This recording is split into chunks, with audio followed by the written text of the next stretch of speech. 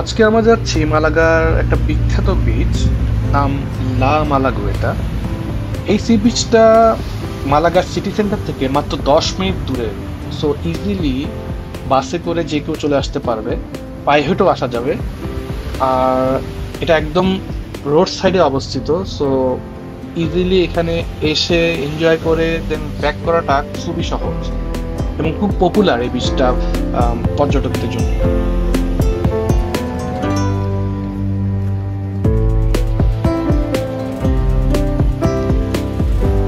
একটা ইম্পর্টেন্ট বিষয় হচ্ছে, যারা এখানে গাড়ি করে আসতে চায় তাদের জন্য এখানে যথেষ্ট পরিমাণে পার্কিং স্পট কিন্তু নেই।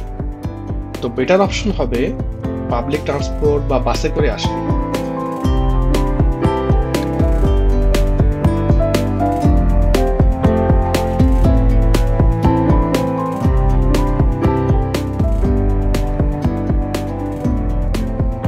আমরা অলমোস্ট সকাল 11টার মধ্যেই চলে এলাম এই সি বিচটাতে। এই সময়টা একটা পারফেক্ট সময়, কারণ আশেপাশে ওয়েদারটা কিন্তু সানি হলেও খুব বেশি গরম না। তো পানিতে নামার জন্য, পুরো বিচটাকে এনজয় করার জন্য এটা একটা দারুণ সময়।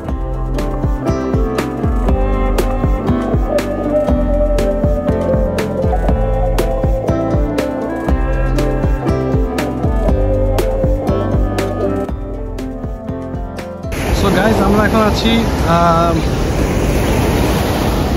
লা মালাগুয়েটা বিচে। আজকের এই দিনটাতে আমরা জাস্ট একটু রিল্যাক্স মোডে থাকতে যাচ্ছি। জাস্ট বিচে কিছুটা হেঁটে বেড়াবো এবং সি ভিউটা এনজয় করবো। অ্যান্ড মেবি লেটার আমরা পানিতেও নামতে পারি, কারণ এখানে যারা স্পেশালি সাঁতার কম জানে তাদের জন্য কিছু পানিতে নামার ফ্যাসিলিটিস আছে। এটা সামনে আমরা একটু পরে যাব।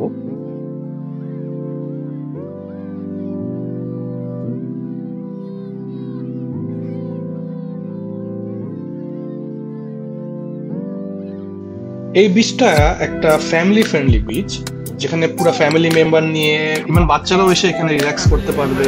সামনে ওয়াটার স্পোর্টস এর জায়গা আছে।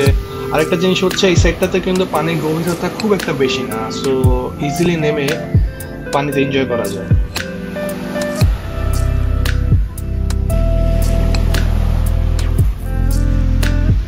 এখানে আশেপাশে অনেক রেস্টুরেন্ট আছে, সো যারা সি ফুড লাভার তাদের জন্য it's a very nice place. সামনে আমরা দেখতে পারতেছি শাওয়ার পয়েন্ট। এছাড়া আশেপাশে ফুট ওয়াশ, টয়লেট, অনেক অপশন আছে। এই বিচটার একটা সুন্দর বিশেষত্ব হচ্ছে এই বিউটিফুল পাম ট্রি, যেগুলো ছায়ের নিচে বসে অনেকক্ষণ সময় কাটানো যায়।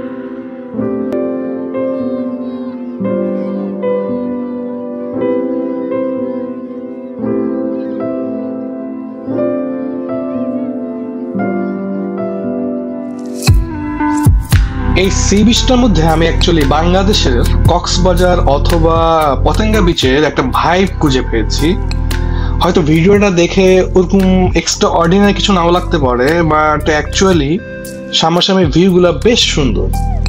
সো হ্যাং অ্যারাউন্ড অথবা রিল্যাক্স করার জন্য it may be a nice place. ওই দূরে আমরা সি পোর্ট দেখতে পাচ্ছি।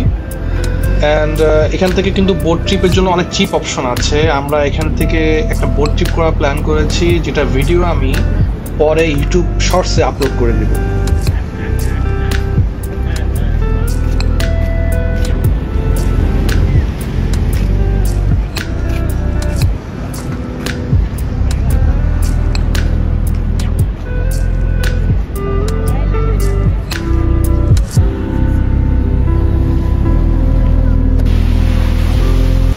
এখন আমি একটু পানিতে নামবো, এন্ড কিছুক্ষণ ঘোরাঘুরি করার পরে বিকালের দিকে আমরা এখান থেকে চলে যাব গিবালফারো ক্যাসেল এন্ড দেন পিকাসো জাদুঘর।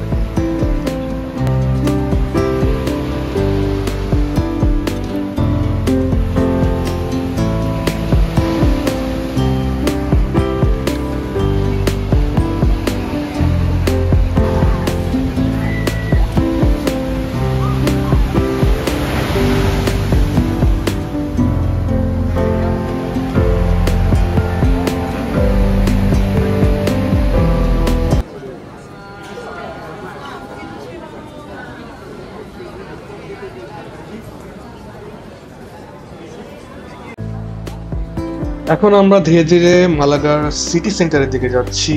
ওখানে আমরা লেটার কোন একটা রেস্টুরেন্টে আমাদের ডিনার করব, অ্যান্ড দেন রাতের বেলা আমরা সিটি সেন্টারের ভিতরে কিছুক্ষণ ঘুরে বেড়াবো।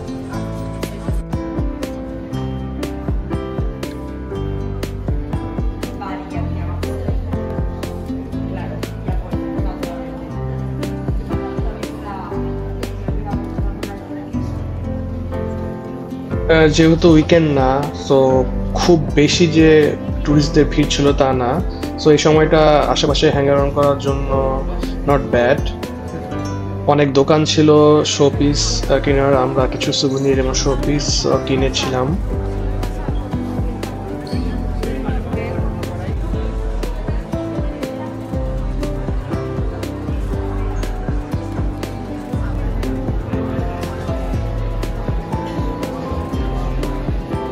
আশেপাশে অনেক রেস্টুরেন্ট ছিল, যেটা অ্যাজ ইউজুয়াল, এবং কোনটাতে আমরা বসবো এটা নিয়ে আসলে অনেকক্ষণ আমাদের ডাউট ছিল। দেন আমরা অবশেষে একটা রেস্টুরেন্টে বসলাম এবং আমাদের ডিনার করলাম। ফুডগুলা বেশ রিজনেবল প্রাইসে ছিল এবং অনেক ডেলিশিয়াস।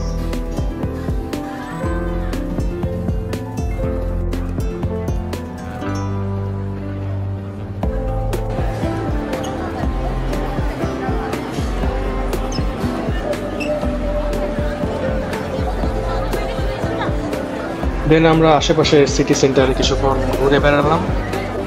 অ্যাটলাস আমি যেটা বলবো যে সামার টাইমে স্পেশালি বিচ এবং সাথে মাউন্টেন সব কিছু মিলিয়ে এই মালাগা সিটিটা একটা দারুণ জায়গা হবে টুরিস্টের জন্য।